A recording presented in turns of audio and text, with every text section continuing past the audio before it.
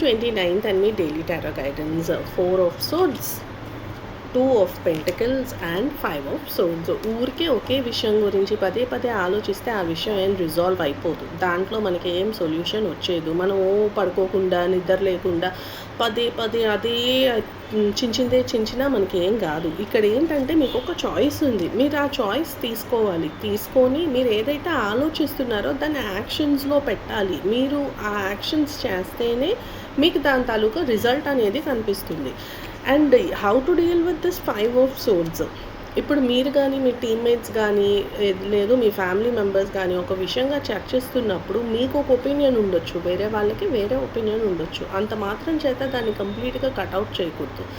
Accept చేయాలి, వినాలి first.